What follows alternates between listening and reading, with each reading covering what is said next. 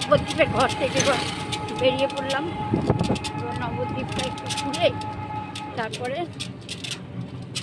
হাওড়ার ট্রেন ধরব।